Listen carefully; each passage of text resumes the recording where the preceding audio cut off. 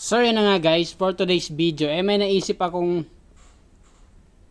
siguro masasabi kong kalokohan na makakatulong dito.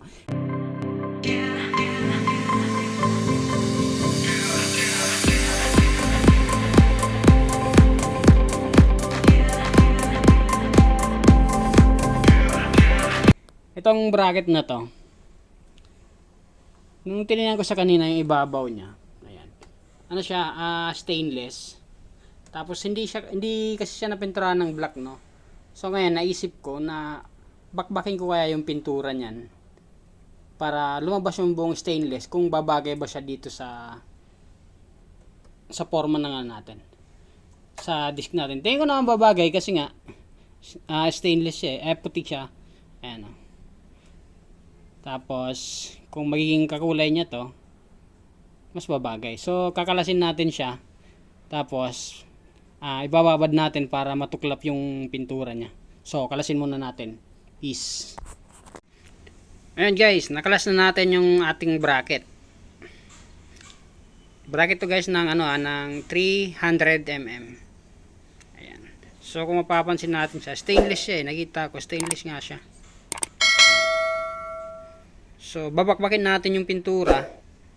Ibababad natin sa sa pinagbabawal na technique uli.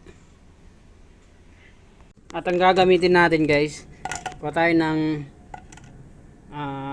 tawag dito, tabo, o kaya kahit anong pwedeng mo paglagyan.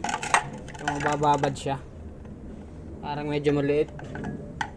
So ngayon babasahin natin siya ng brake fluid para tumuklap yung ating pintura. Yan, sige. Ayan, nagbuhos tayo ng brake fluid dito para matuklap siya. Basahin lang natin. Siguro ang gawin natin, kuha tayo ng basahan. Tapos basahin natin yung basahan nitong brake fluid. Tapos takpan natin siya. Ayan. Puputok yan guys. Parang din yan, para siyang tawag dito, yung strip saw. So yung basahan, tapos takpan natin siya. Tapos basahin natin yung basahan ng brake fluid para nakabalot talaga siya. So guys, nilipat natin siya sa ganitong lagayan. Siguro mga 15 minutes na nakababad to siya dyan. So yun, medyo may nakikita na akong unti-unting tumutuklap na siya. Tayo sa medyo maliwanag para makita natin. Ayan guys, may mga konting angat na siya. Tapos yung ilalim niya ay tumalsik. Ayan, medyo, ayan, kung makikita natin, eto na siya, oh. Ayan, babakbak na siya. After 15 minutes siguro guys. So brake fluid lang to guys ang ginamit natin. Ayan.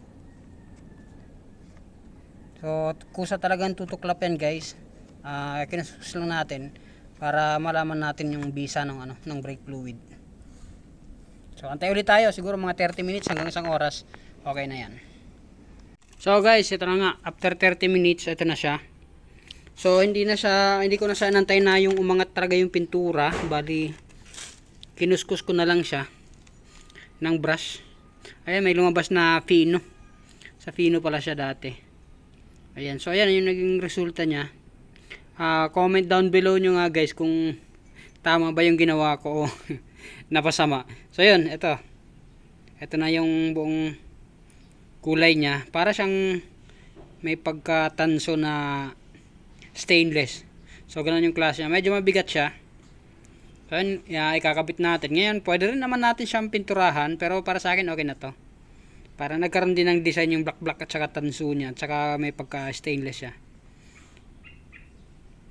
So ayan na guys, naibalik na natin. Ito na ang itsura niya ngayon. So okay naman. Palagay nyo, comment down below nyo guys kung mas maganda ba sa may pintura o wala. Follow for more and subscribe to our YouTube channel guys. Peace.